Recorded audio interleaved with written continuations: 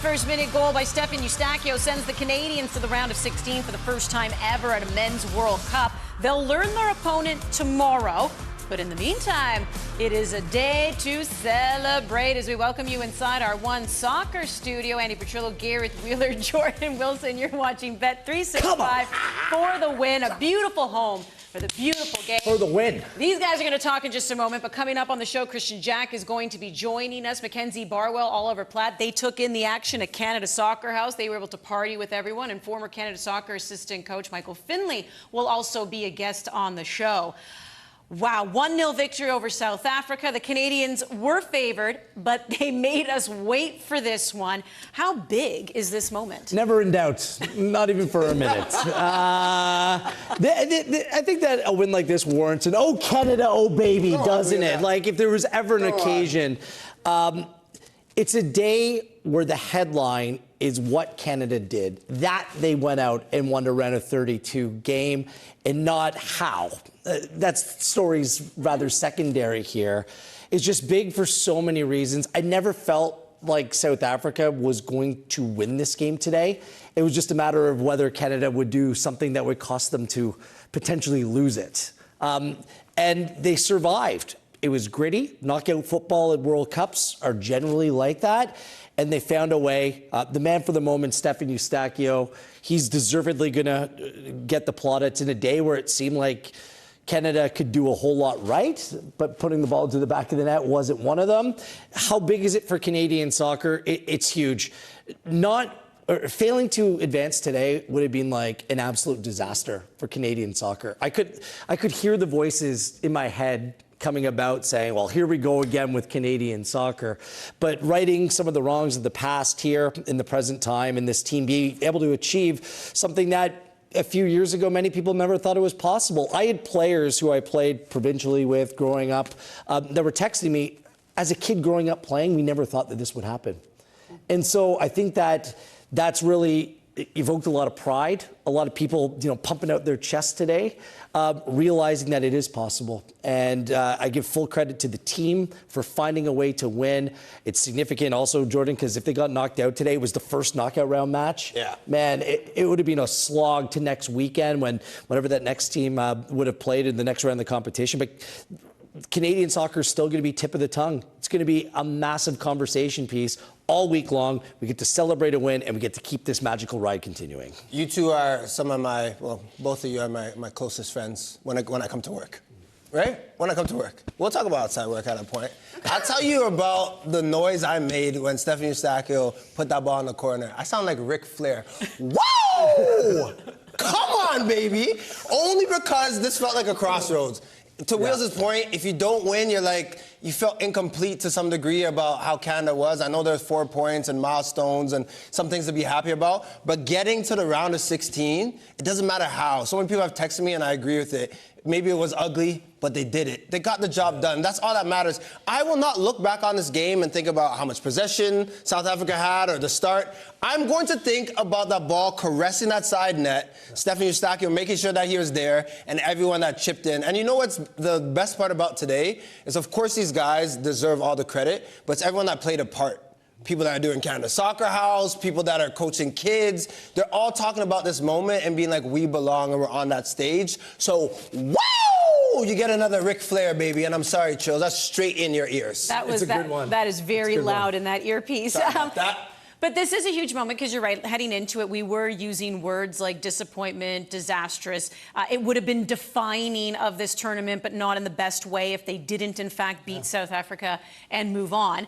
They do that. So when you look at this as well, Jordan, what was riding on this match? And do you consider this World Cup already a success for the men now that they've made it to the round of 16? I do consider it successful, but I'm not going to rest on it, obviously. July 4th is going to be a new opportunity, but you look at where things were, and of course, if we're going to round of 16 and everything that this country has been through, all the players that have laid the foundation for this moment, this has to be considered a success. Also, who cares what I think? Look at these pictures. Go into your city, go into the streets. People are tuning in and watching footy. And you mentioned it the other day, Trills, about hockey jerseys at the last World Cup, and now you're seeing people that know this team intimately and that know soccer on a different level. This is not about Wheels and myself that I've loved this game and have been in Canada forever and I've wanted to build build it up. It's about kids. It's about people that had no clue about Eustachio before a couple months ago, right? And now they'll never forget that name, this team and how they play. So that's why I think that part's successful, but go on and do something magical. 2014 was Costa Rica that made a run. 2022, I'd say Morocco made a run. No one thought they would make the semifinals. Why can't Canada be the team to go on and push for a quarterfinal?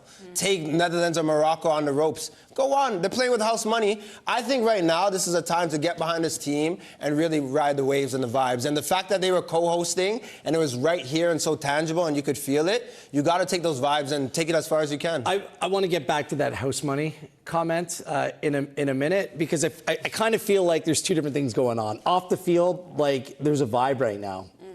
And this was required for the sport to move forward in this country. Hosting a World Cup wasn't enough. It was having a level of success and having people in this country start dreaming big and realizing what it's really like to compete in the best tournament in the world. So there's that. On the field, however, I feel a little bit incomplete just in terms of how the team has been playing. And yeah, I think that those two things could be going on at the same time. They've beat two teams that they were supposed to beat. They were the favorites to win those games, and they drew another one where they were favorites to win. Now this is when the rubber hits the road. This is when Canada is really going to be tested, much like the Switzerland game when they stepped up in competition and they didn't go on to win that game. They're taking on Morocco or Netherlands in the next game. I read that Jesse Marsh in his post-match commentary said that it's like a free hit. I couldn't disagree with that more. Like, you shouldn't be going into this game saying, well, we've gone this far, and anything after this, we're playing with house money. I disagree with that. You got to go into this game relentless. You got to go in as focused and as serious about this game like it's do or die all over again. Not this free hit. That's almost downplaying what he thinks of his own team right now. Like, so look, you disagree him feeling that way, but not media saying that? I disagree with the media saying that. I disagree with Jesse Marsh saying this is not a free hit. I'll say like, this, though. We've seen Canada over the course of the last few years play down to their competition at times, but we've also seen them play up to their competition. I think it's good if the standard stays incredibly high. The next game is not a free hit, Jordan. This is a game. I don't care who you play against. You're going out to potentially make a quarterfinal of the World Cup. Spare me this free hit stuff. So I think we should be thinking big. That's why the games on the field, like today was a match that Canada had to win because they're the better team. Like, the better team did win that game, but if they hadn't have won, it would have been a significant disappointment, not only going out of the round, but going out to an inferior team. I'm curious to know what Jesse Marsh thinks, because I think when he says stuff like that, free hit, I don't maybe love. Free he's hit? saying house. World I don't really love. Final 16? House money, though, basically saying you've gone further than people expected you to. No matter what, whether you're playing South Africa or not, you're going to the round of 16.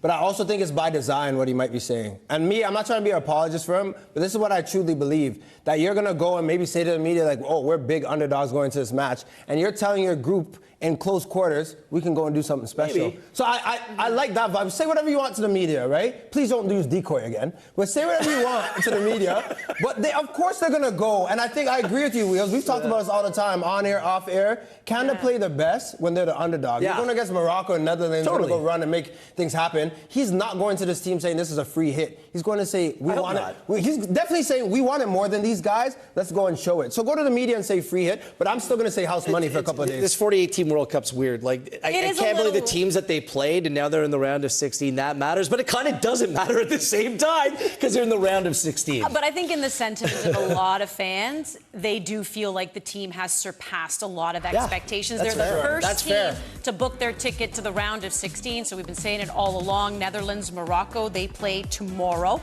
9 p.m. Eastern. So a few hours after that, look at these games. We'll find out who Canada will be facing. Let's bring in now Christian Jack, powered by General Mills. KJ taking this one in. And I just want to know what the reaction was inside that stadium when Stefan Eustachio scored that goal and the final whistle went and it was confirmed they were moving on. It was a great day, no doubt about it. Lots of Canadian fans who made their way here. And, you could see the look on their eyes when the ball went in the back of the net of disbelief. And in many ways, it was always going to be disbelief as the word, because this was always going to be a game that was beyond many of our wildest dreams to even be here in the last 32 of a World Cup, and then to go out there and win a game like that. That is what this team needed, is to go out there, and that's what this sport needed, to go out there and win a game like that. 1-0 in added time, and to get that moment. That's why it was such a euphoric moment for the Canadian fans. You know, I watched the game thinking, this is the kind of game Canada usually loses. A game, and I thought as the South Africans got deeper and deeper, I thought of the voyageurs and the loyal fans who followed this team for decades and what they were thinking at 0-0 as the game got closer and closer to extra time, starting on the edge of their feet, so excited, and by the end of it, either behind their couch or just slumped in their seat going, can this be the same again? The same decisions not going our way, the same issues not going our way. A game that's been all too familiar for Canadian soccer down the years, and in the end, a game that had a different script and a different way of finishing it. Fittingly, because this team is supposed to be different, expectations were supposed to be different, and it was supposed to step out the shadows of history of the past and create their own history, and that's what they did today here in Los Angeles. Well, the hero, of course, being Stefan Eustáquio. And we know that in 2022, when he got injured, came out, didn't play even in that final game, how the complexion of the team completely changed. When he didn't start last game, we thought, uh-oh, how significant is whatever kept him out of the lineup? Because when he also came into that game, KJ, changed the complexion of the game. It almost felt like it had to be Stefan Eustáquio in this case a little bit. It had to be. You know, one of the South African media members said to me and said, pretty unlikely hero. And he talked about some of the other players. And I just thought, Eustáquio, the likely lad. I think he was a likely hero at the time because he is the heartbeat of the Canadian team. He is the reason why they start well. He is the reason why they don't play well when he's not playing. And he is the driver in that midfield to be able to do it. A player that has scored big goals for his club in the past. A player that delivers big when the lights are the brightest, a clutch player. And I thought about a lot of things for him when that ball went in the back of the net. And you know he's pretty measured and he won't want to make it about himself. So allow me to do it for a second. I texted his brother right away, Maro, who we know really well from the Canadian Premier League, and you can imagine how just emotional that message was back from him. A family that has given up so much for this game, a family and a set of brothers that lost their parents within 13 months. One, obviously, Esmeralda, their mom, from brain cancer. One, their dad, Armando, just 13 months later. Suddenly, and as Stefan Eustáquio said to me, he thought that his dad obviously was called by his mom when I sat down with both the brothers last year. That special family got that moment from a game that has given them so much but has taken away a lot as well. And as I said, a likely hero who's given up so much for this team. And as the players told me afterwards, they couldn't have been happier for a guy that has given so much blood, sweat and tears for Canada over the years. And he's just an amazing person who sees the bigger picture as well in this country. Obviously, his brother Mauro being in the CPL, but he understands the significance and importance of that domestic league as well and what it means to the ecosystem of football in this country. What was the team reaction? Well, it's great because, you know, obviously we go down there, we get to speak to the players after the game. Eustáquio was pretty measured as usual. Alistair Johnston was, as usual, very poetic with his words, called it a pinch me moment.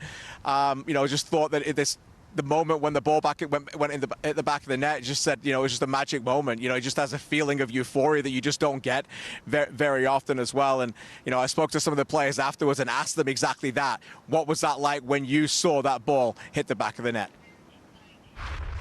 I had the perfect angle. I think I was right there. As soon as I left his foot, I could kind of see what was going in. It was just, I can't even describe it. I didn't remember. I was just running after him. I don't know where he was going at the start. Yeah, it was probably the best feeling of my life, to be honest with you. It was amazing. And yeah, what a day, what a day. That was a similar feeling to how we felt during Copa. And for it to be Stacks as well, who, you know, he's a heartbeat of this team. You know, he works so hard on the field. He's one of our leaders off the field. So for it to be him who gets that goal, honestly, I think we're all just ecstatic. We're all elated.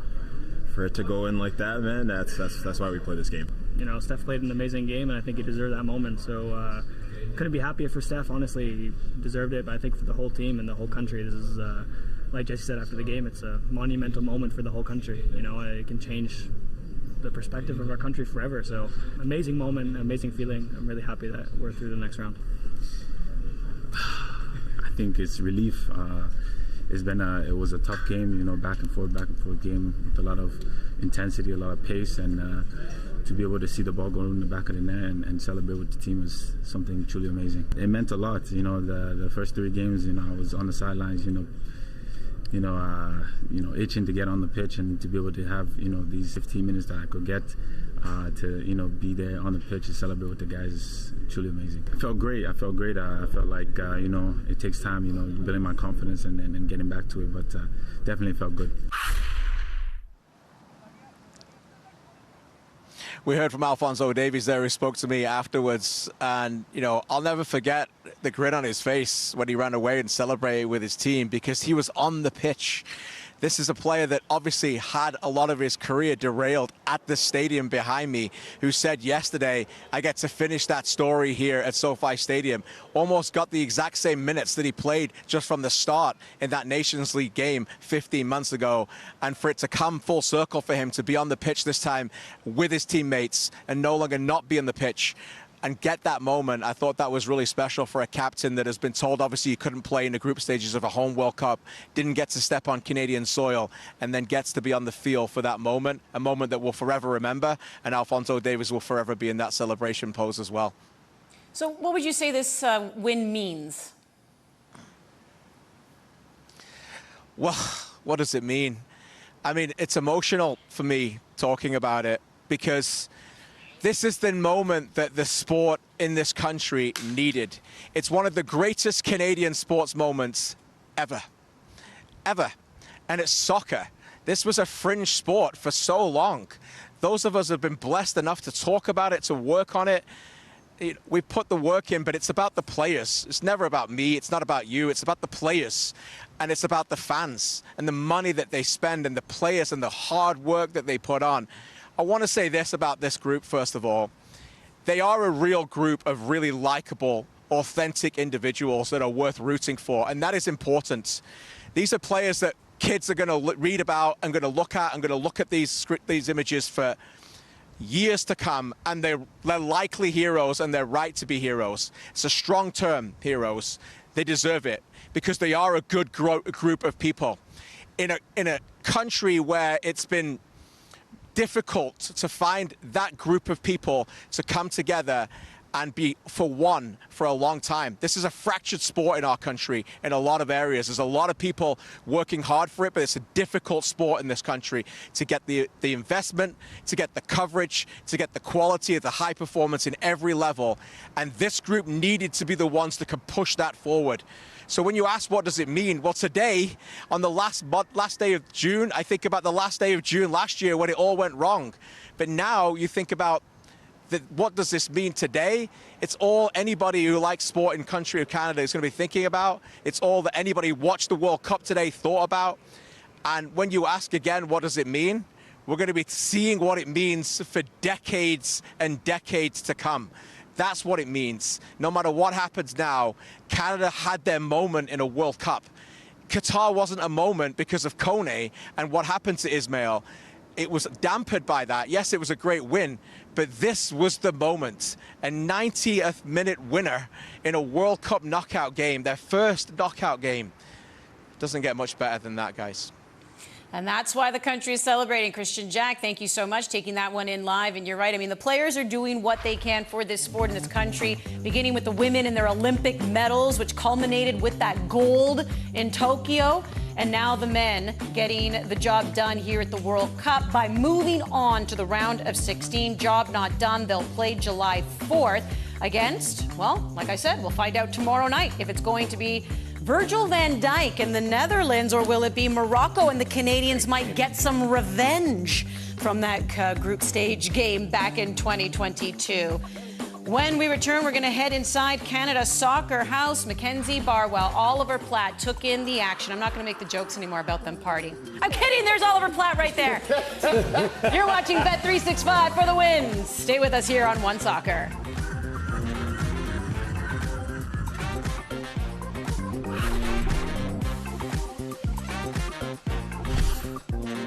For the Win on One Soccer is presented by bet365.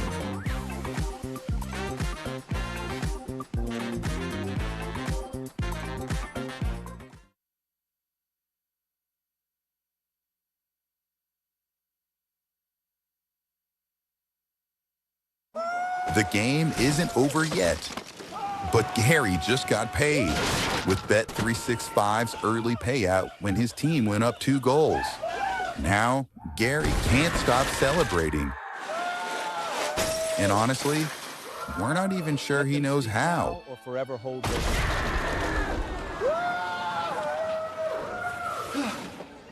Download the Bet365 app and get paid out early when your team goes up 2 goals.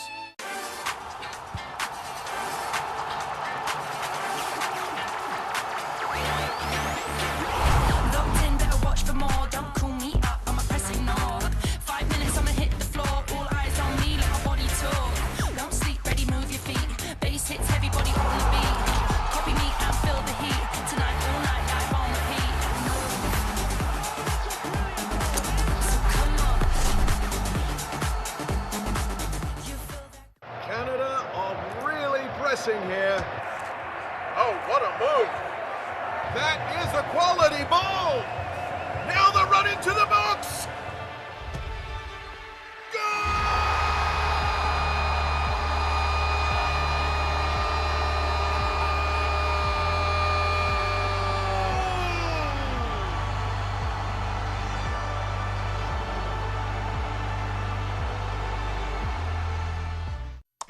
We were there for your first game together.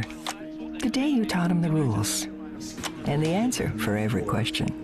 We've been there for the good times and a few moments we don't talk about. And now? Who won the most Canadian Classics? It's a passion you can share. And we're just happy we could be there. 20 years, and we're still growing. Together. For the Win on One Soccer is presented by bet365. 1-0 victory for Canada over South Africa. Moving on to the round of 16. Oh, it looked like a good party inside Canada Soccer House. That's where we head to now in Toronto, powered by General Mills. Here's Mackenzie Barwell and Oliver Platt. Thanks, Andy. Well, Ollie and I are, of course, here at Canada Soccer House, Toronto, where it has been an absolute party for the entire afternoon. Chaos, really, in the best way possible. I would say, Ollie, lots of celebrations, smiling and hugging. No such thing as strangers here in Toronto today. How big of a moment do you see this being for the country?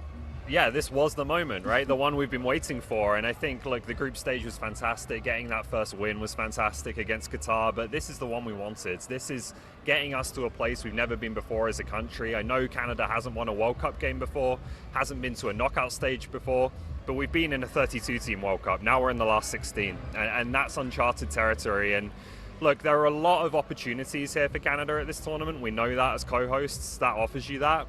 From being in pot 1 for the draw, playing at home, obviously, for at least the group stage. Even they've got a bit of luck along the way, I think, playing a team like South Africa today instead of a tougher opponent. But what you can't always control, and what they didn't have coming into this tournament, was a great degree of certainty. They had a lot of injuries. Their best player, Alphonso Davies, Moise Bombito, so many others you can go down the list. And football doesn't always kind of accommodate you in that way, right? You're not always kind of best prepared for the most important moments. So I think this team has had to figure out a way to come through that. It hasn't always been pretty. It hasn't always been the highest quality of football that you can see from Canada, but they've done it. And I think they've showed a tremendous amount of kind of just togetherness, resilience, courage to come through these games and to get themselves in the last 16 of the World Cup. For sure, for sure. And Jesse Marsh has been very open in saying one of their biggest goals was to be healthier along the way of this tournament and just get better as the tournament progresses. Stephen Eustáquio today is the hero, and we were just talking before we started recording, and I said it was so cool to see him be the guy, be the hero today, because he's such a silent leader, but his role, of course, is so evident and so huge. It's been massive for years. I think this is a guy who is going to go down in time as one of Canada's greatest ever players. You know, you may already say he's already there.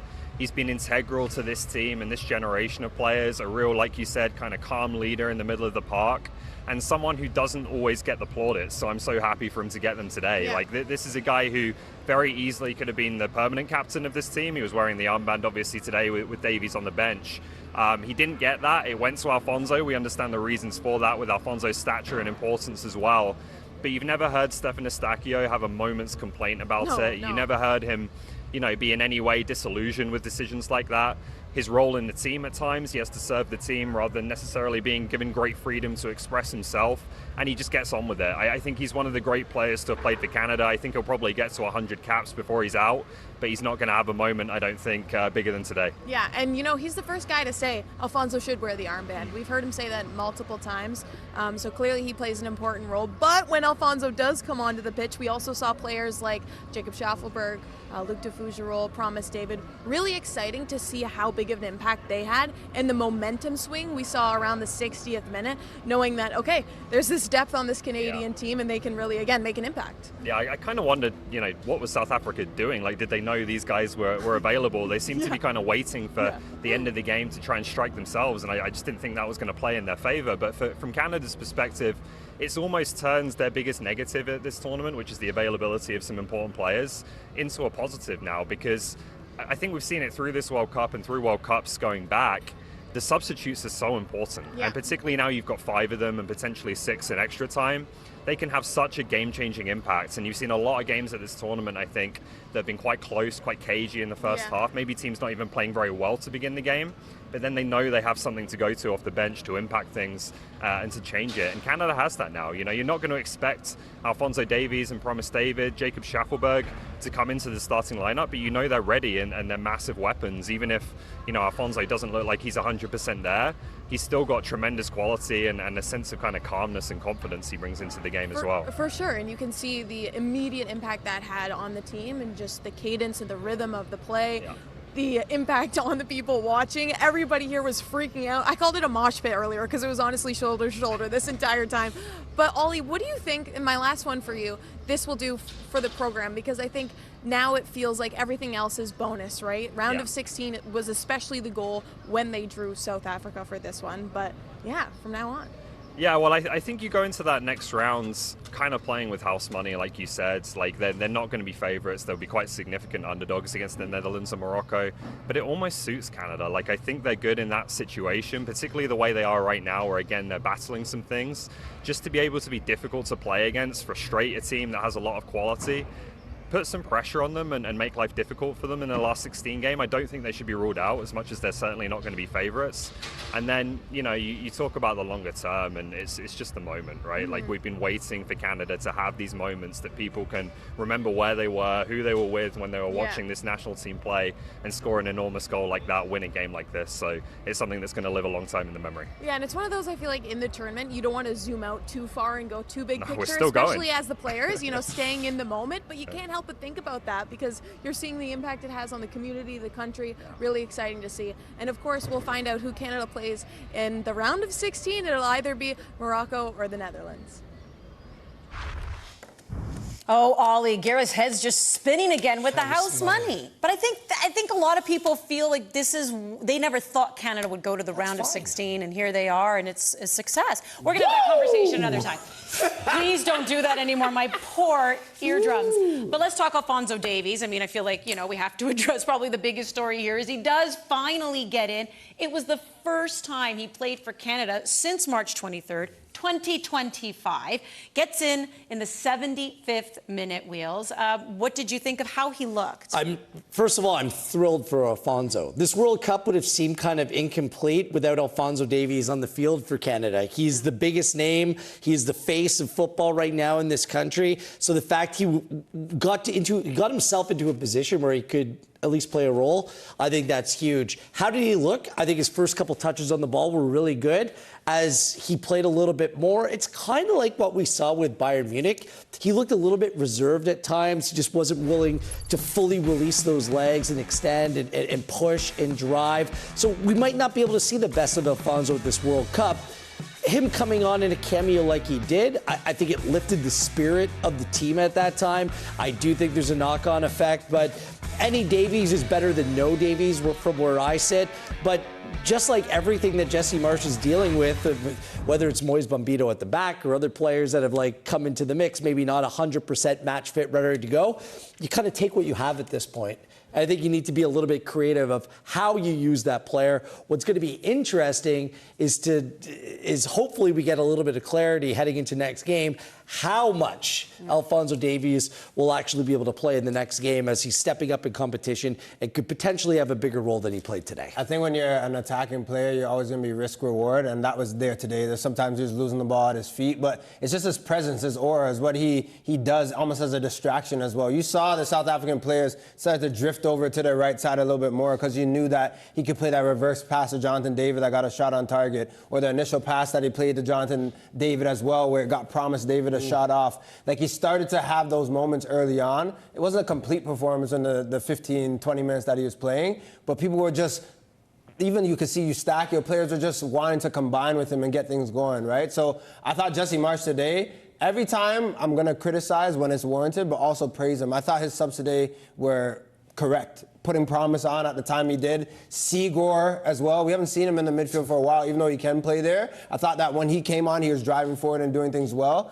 Schaffelberg on the right. We don't normally see Schaffelberg on the right when he's playing as well. I thought that inverted winger, it kind of worked. He is the one to provide that service for the initial cross for Eustachio's goal. So a lot of the decisions that were made from Marsh today, I kind of agreed with. Okay, so I want to dive a little bit more into the subs. You had said in our last show that we did together, you wanted to see Moise Bombito start, and he did get the start. But I want to get your opinion right now on the substitutions and Bombito getting that start. Yeah, I thought the starting 11 was really risky. It looked like a lot like the first half against Bosnia, where the team didn't play very well with Bombito thrown into the mix. Bombito has played 30 minutes of football since October 7th. Like, it was embedded with risk. Now, thankfully, Bombito did look more fit.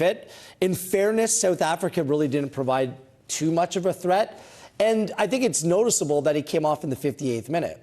Typically, you don't want to change your center backs within games. Like, maybe I'm just more of a traditionalist that way, Jordan, unless there's like an injury. I don't like seeing center backs changed within a game because you lose the balance. It's the focal point at the back. They keep everyone connected. So I don't love that. But is that where Moise is right now? Mm-hmm. Is he on a 60-minute limit? Yeah. And is that fine? Are you willing to roll the dice and do the exact same thing? For the game next weekend? That's really, I just thought that was risky. Liam Miller, I thought that was an interesting move where Ali Ahmed just didn't even see the field today. That surprised me.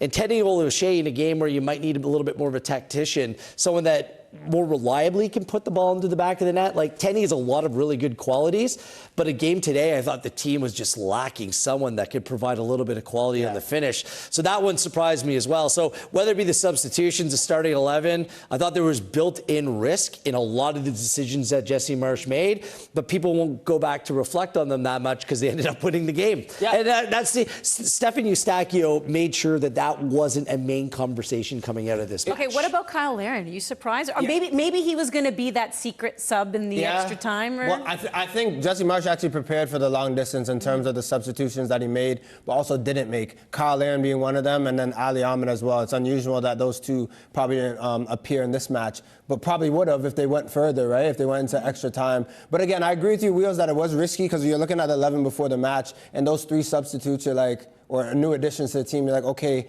why are they starting? But Bombito now we know can play 60 minutes at a high level. You know you can put Seagore on, but also Miller, I thought he wore down the right side. And then Oluwaseyi, yes, he didn't put the ball in the back of the net, but there's a reason why Promise David comes on when he does in the 70th minute. It's because Oluwaseyi was throwing his body about and wearing down the defender. So it's situations where you gamble. He had that one shot. By this much, it could have been. But it's like, I know it could be coincidence, but it's by design that on today, it actually worked out for Canada in terms of the substitutions, the timing, but who Marsh started. I thought it played into Canada's favor. Yeah, they had a lot of legs on in the game at the end of it. That might work out better for the next round of the competition where you're not going to have the ball as much. Like, I'm still going to be a little bit nervous when it comes to Moise Bombito, what that might look like next week, because South Africa played at a walking pace. Like, at times, I can't even count how many times South Africa got on the ball and played the ball back, and then it went further back. Like, this was not progressive. It wasn't good football to watch.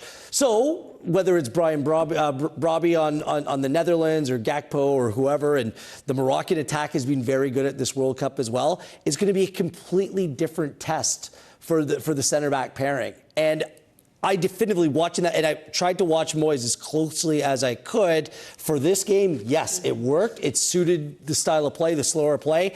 Next week, when things pick up a little bit, what does that look like? I just don't know. I think there's going to be some built-in risks for that match as well.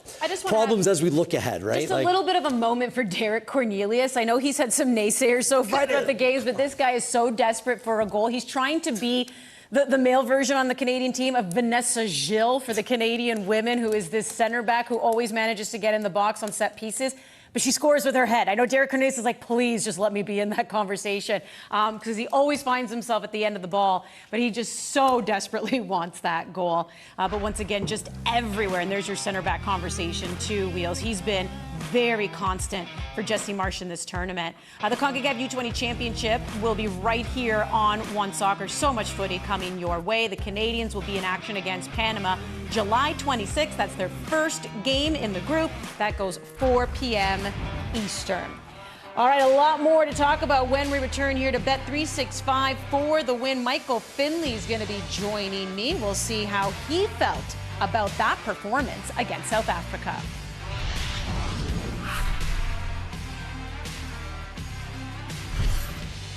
For the Win on One Soccer is brought to you by General Mills. For the Win on One Soccer is brought to you by Turkey Farmers of Canada.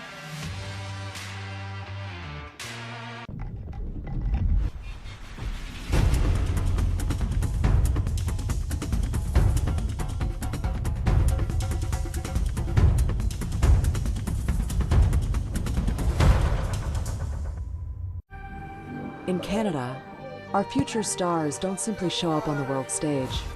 They are built from the ground up, right here in the heart of our communities. Oh, lovely through ball there, Isaiah Johnson! Goal for Halifax! From a childhood dream to the national team. Jacob Schaffelberg! Yes! He's done it! Canada on top of the footballing world! We are Canada, driven by Volkswagen. And for Canada, BMO. After 20 years of supporting the game, we're actually going to play in one. Let's go! So what do you need? Precision striker, rock solid left back? We need a coin. For the coin toss? Oh, yeah, sure. I mean, I get it. Can I at least flip it? Heads or tails? I'll do that. We're on TV right now. Yeah.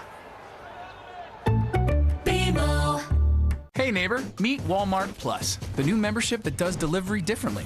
I'm talking unlimited free same-day delivery, free shipping, and no order minimum. And it comes with a Crave subscription too. Yeah, it's like a 2-for-1. Try it free for 30 days. Walmart Plus.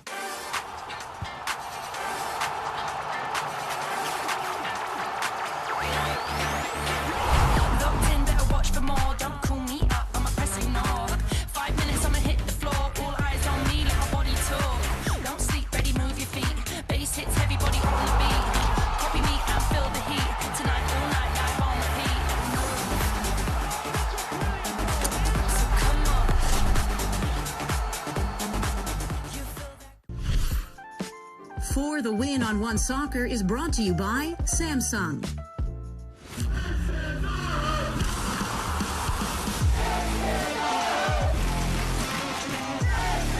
This is Our House, presented by Samsung, as we welcome you back to the show. Michael Finley, former assistant coach of the Canadian men's national team, joining us now on the show. And as someone who obviously has ties to this program, when you saw Stephen Eustáquio get that goal, which the team made us wait for, what was your reaction when he scored it? And then how long, were you holding your breath before that final whistle went? Well, that was fun, wasn't it? Yeah, a little bit of stress, I would say. I think really relief from my point of view. If we look at the game, it was building up to be one of those moments where, one last kick of the ball was probably going to give you a result. And I did feel, going into the second half, I thought we were great value in the first half in terms of our application. And I think we expanded a lot of energy at that time, and it was noticeable going into the second half. South Africa gained a lot of momentum. They took some field position. They took a lot more possession. And to the credit to Jesse and the staff, I think the subs changed that momentum. But in terms of it going down to the wire, yes, there was genuine relief from me. And I know that international football, and from my experience, you're always going to get one chance either way. One team and the other team always gets one chance.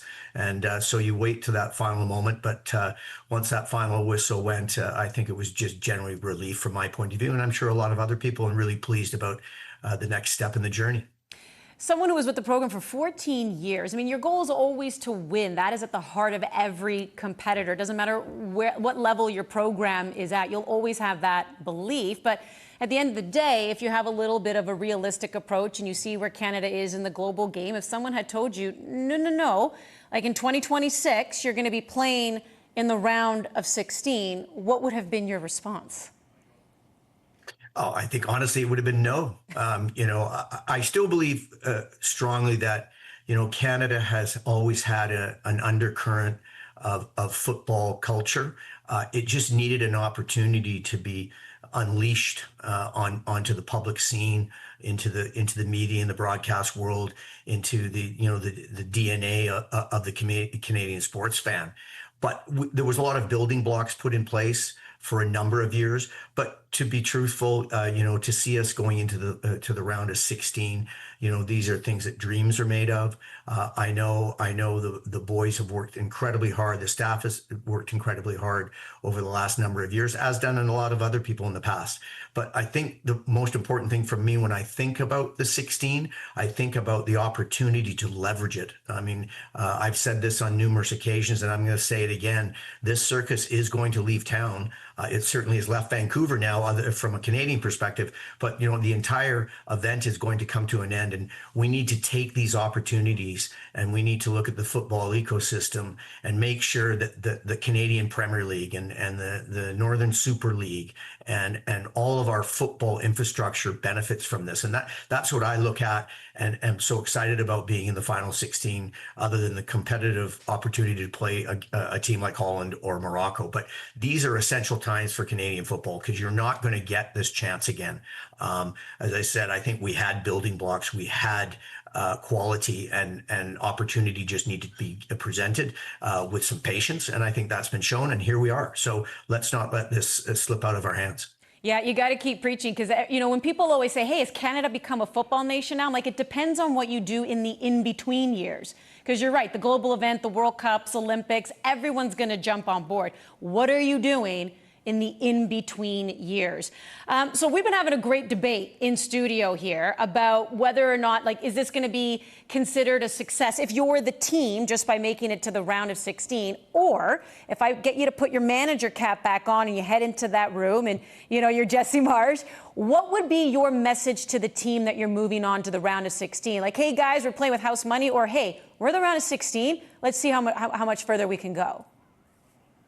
I think absolutely you have to take the positive position. Look, football is about being rewarded for your performance, and the win provides you that opportunity to build on it. And I think Jesse has to go into this situation and say, at this moment in time, we deserve to be in the final 16 because we won the games we needed to win.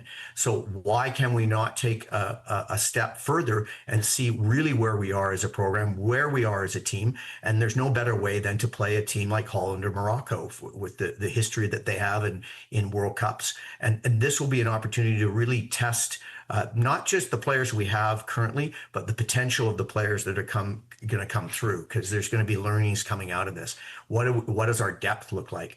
But in terms of preparation, this is the next number of days comes down to, number one, this really displays the importance of the medical staff at this level. This is all about regeneration and recovery, and making sure these players are able to put another match like this on the field when it comes to next Saturday. The next is evaluating the performance today. What did we do? What did we do right? What did we do wrong? Were those moves correct in terms of the substitutions, and how did they perform? And then who is our opponent, and get the analysis on that, and be ready for Saturday. The question really, from my point of view, is exactly how Jesse is now going to look at this. From a personal point of view, I do not believe, the normal Jesse ball that everyone likes to call it is necessarily going to be the tactics that are going to be the most successful against a team like Holland or Morocco at this moment in time, given the way that they've displayed their attacking ability and their experience. So that's going to be a big question. And the other question is making sure that the psychological point of view of the players is in the right spot.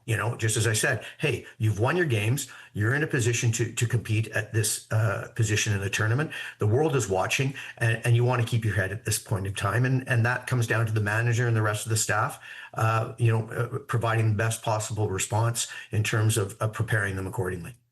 Great stuff, Michael. Appreciate you taking the time to join the show. Always great to see you guys. Enjoy the games. There you go, Michael Finley. Okay, Wheels, you're smiling. You're smiling. Nailed it. Yeah. You nailed it. Yeah, well, listen, I get it. I agree with that, Bring right? on the next. Interesting when he talks about the tactics.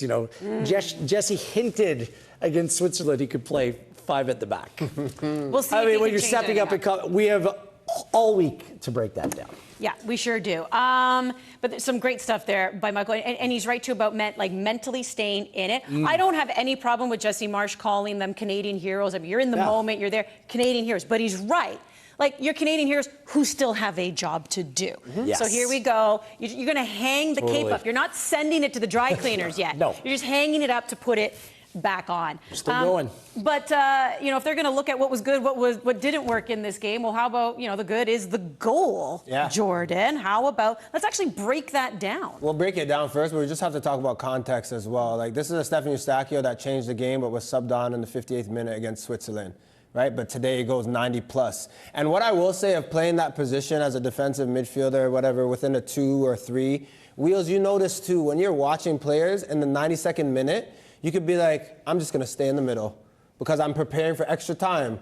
I don't want to go too far forward because, look, I have to run 50, 60 yards back at pace. Not Stefan Eustachio. He says, let me go make the difference. Let me go get the second ball that drops. A beautiful chest down, and just strikes it well. He doesn't go for power, goes for technique, accuracy over power, and guides that one in the bottom corner. Takes one bounce, beats the keeper, and goes into the bottom corner.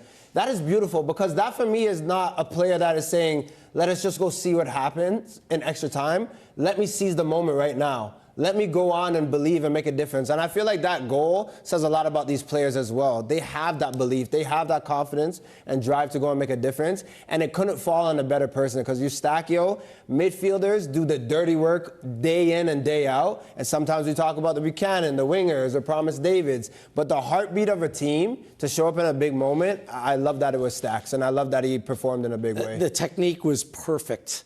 I can't tell you how many times, not only from Canada, but at this World Cup, players have taken an extra touch or maybe 2, and the moment's gone. He trusted his technique, his ability in that moment. Has to be said, like, really poor clearance from South Africa in that moment, but Eustachio still had a lot of work to do. He picked out that bottom left-hand corner, reminded me he did it in World Cup qualifying back ahead of 2022 against Jamaica, in Jamaica. Different finish, like the ball came to his foot, but it was very similar, low left-hand corner. And I'm thrilled for Steph. I think a lot of people are talking about Eustachio today, but he's going to be front and center in that moment. We have to spin it back to 2019. He had not yet declared that he was going to play for Canada. In fact, he played youth football, playing for Portugal, living most of his life overseas. And he was convinced by John Hurban and the staff at the time to come play for Canada, but he was recovering as he did his knee at that time. And he was sitting, he was part of the Canadian program. He was showing up at moments where he still couldn't contribute on the field. And he worked his way into being a fundamental piece of this team, not just on the field in terms of playing, but his demeanor, his mentality, his commitment, it's all been top notch. Yeah. So this has been some time coming. Again, this wasn't a player that was playing for Canada growing up, playing as part of our youth program. He was playing for Portugal. And when he was down and out, this country gave him the ability to go on and play international football. And the ultimate reward today, scoring a match-winning goal in stoppage time in the knockout phase of a World Cup, it's pretty special stuff. I'm thrilled for him and his entire family. It is incredible, that kind of slow start with the Canadian national team, but he hit the ground running when he did hit the ground, to the point where it was almost immediate. We said, there is the successor to Atiba Hutchinson. And then even watching the game today, I just felt like so many good chances had been wasted by Canada, and you're looking for someone just to be the man of the moment. And so I'm thrilled that Eustachio put up his hand, because extra time, with the way that South Africa was sitting back, it just screamed penalties. Yeah.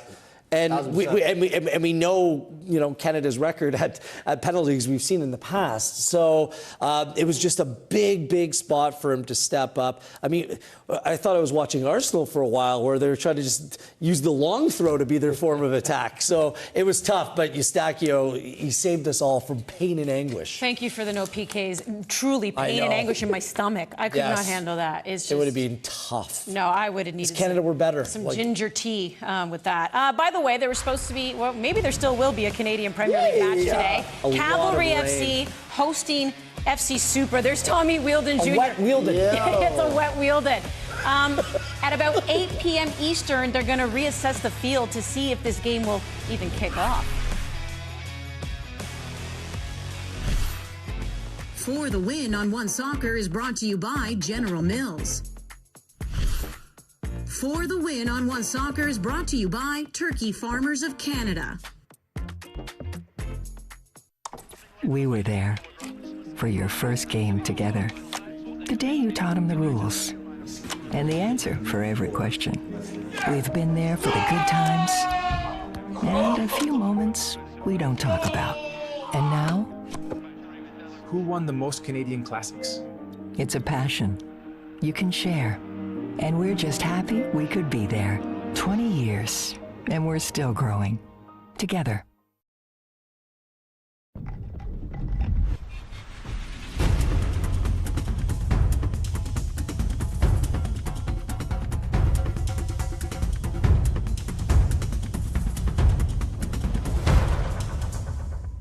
Hey neighbor, meet Walmart Plus, the new membership that does delivery differently. I'm talking unlimited free same-day delivery, free shipping, and no order minimum.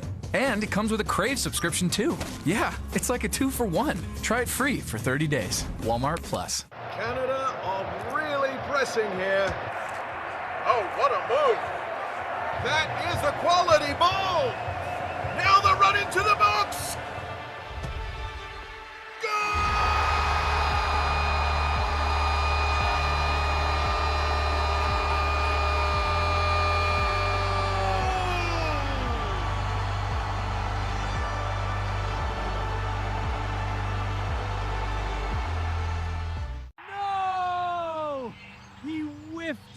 A player Mike bet on just missed an open net tap-in and got subbed off. I could have scored that in jeans! Mike doesn't know it yet, but thanks to Bet365's sub-on play-on, the net was wide open! His prop bet rolls over to the fresh leg sub coming on. So if the sub scores, Mike still wins. False alarm, people. My bet's still good! If your player gets subbed, your bet plays on. For the Win on One Soccer is brought to you by Samsung. Canada, the first team to head to the round of 16. Who will join them? There's a look at the games that will be played on Monday. And now it's time for our TELUS player to watch. TELUS, proud partner with soccer organizations across Canada, helping to raise the game from grassroots to elite levels. Wheels, we start with you. Undav. Look, if he doesn't start, I just wonder what he's done to Julian Nagelsmann that has kept him off the bench. Germany have been okay at this World Cup. There's been some really good moments, but they've failed to really hit their mark. And I think part of the problem is Nagelsmann's reliance on playing Kai Havertz up top. Like, they don't have a focal point in their team. A lot of really good technical players, but they need a player like him that can provide a focal point and put the ball in the back of the net. 3 goals in this tournament, 2 assists. Andy, he played 26 minutes in the first game and 30 minutes in each of the second game. It's like, keep him on the field. Give him a start. You talked about focal point. Let's talk about Brian Brobby right here. This guy for the Netherlands has been a standout. I think he's the strongest player in the tournament right now. In terms of strikers, someone who could turn, his link-up play has been exceptional, but they need him. He scored 2 goals against Sweden, a goal against Tunisia, and if Canada make it, obviously they made it to the next round, but if Netherlands beat Morocco, I don't know who's dealing with this guy for Canada. He is literally a train, the size of his truck. leg. He is so strong, but he's also having his moment right now. And for Brobby, for the Netherlands, it's great because honestly, with Ajax and going to Sunderland, he's having his moment right now. This is breakout time. But do guys not wear shin guards anymore, though? Like, is this just... His legs are that big. Yeah. Those are shields he has on his leg. Yeah. They're there. You just don't see them. Yo, Brobby's a different guy, man. Holy smokes. All right, take us through your parlay of the day. I like this play. It's a little bit less juice at plus 340, but I like Japan to play it close against Brazil. They can play with anyone. Yeah. It's just such a difficult matchup. Brazil might be okay, but Japan on the handicap plus 1. If Japan lose by a full goal, you get your stake back on that part of the bet. Andreas Kubas of Vancouver Whitecaps, 2 or more fouls. Paraguay's playing Germany. Germany are very good in the central midfield. Kubas had 5 fouls in each of the first 2 games of the tournament. Yeah. And then it was like basically Paraguay and Austria just kind of played for a draw, so it just had 1 in the next game. But over 2+ fouls. I wouldn't even try to talk you out of 3+ fouls to get a little bit more juice back in Kubas fouls. And Denzel Dumfries, the Dutch fullback, is so attack-minded. Like, he's in the 98th percentile in terms of touches in the opposing box and area. He's a player that loves to get forward and attack. As do the Moroccan fullbacks, Mazraoui and Hakimi. They're adventurous as well. So I think there could be some goals in this fixture, and I like Dumfries to at least have 1 shot. It doesn't have to be on target to win that stake.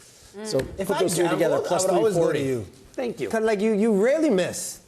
9 out of 10. He's up there. You're talking about you're a shooter. Got to shoot your shots. Got it. Brazil, Japan. This is going to be an interesting matchup. Oof. Who do you have? It's really tough. I think Brazil's going to take it, but it's going to be close, as Will said, because Japan, what I like about them, they're so disciplined, but they still, like, they counterattack well. They switch things up in the moment. You look at the last game as well, the way that they can score a goal and just thread passes together. But Brazil are still favorites of this tournament for a reason. Like, the attackers that they have, the football that they played, the coach that they have as well. I can see them going a distance. But, again, this is why today is so big for Canada, because one of these 2 teams are going to be out. Brazil or Japan. And I'm like, these are teams that could easily make it to the round of 16 at any other tournament Might be the best round of 32 game, and someone's going to go home. Like Croatia, Portugal's one of them. Mexico, Ecuador is going to be brilliant.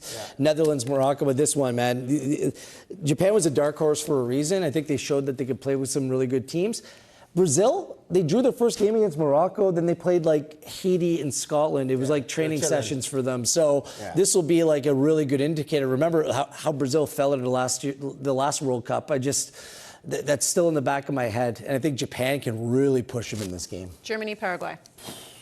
Okay, Paraguay is disciplined, but also when you look at this match against the Germans, if you fall asleep for a second, Ivory Coast noticed as well, Germany can score 1 or 2 and finish you off, but I think Germany's going to take this one. Yeah, Manuel Neuer, he hasn't been great in this tournament. Germany are conceding far too many goals. The thing is, outside of the 1-0 victory against Turkey, like, they haven't really done much. They got smoked by the U.S., and they played for a draw because that's all they needed against Australia. It wasn't Australia in just one of the dullest games. So I just don't think Paraguay are very good. I think it's a good matchup for Germany. Then after that, potentially France. I mean, yeah. That's a carrot that's being dangled. Winner of this one faces Canada. Netherlands, Morocco. This is a tough one. This is tough, and I think this is going the distance, meaning extra time. I'm literally making sure I have my snacks lined up for this game because, look, these are 2 teams that, for me, could honestly go to the semifinals. They're that good. Netherlands has played exceptional this tournament. You look at Morocco, the last World Cup as well, what they've done. I think they're a better side this time around. Have to choose, though, I think it's Netherlands. Yeah. I think it is. I really like this Moroccan side. I really do. But I've grown to appreciate this Dutch side even more so. Going to this tournament, it was like, who's going to score goals? Yeah. Like, Brobby, because he's played well, Gakpo and Malin. They have a squad. And Somerville's coming off the bench. And he might be the best of the bunch. Yeah. So I lean strongly towards the Netherlands, but Morocco's going to be a tough out. What a game, man. Tomorrow's going to be a great day of football. Well, this is what happens when you head into the knockout stage. We there. Yes. Oh, we there. Yes. And we're still here. We're still around. We there. For 16, come on. It's still there. All right, yeah, well, you guys are going to be doing what these guys are doing. There's Ollie. He's still partying. He can't stop. Not Ollie. Ollie doesn't have moves like that. You've been watching Bet365 for the win right here on One Soccer. On behalf of Gareth Wheeler, Jordan Wilson, and the rest of the One Soccer crew, I'm Andy Petrillo. Ooh, that's a blow. We'll see you next time.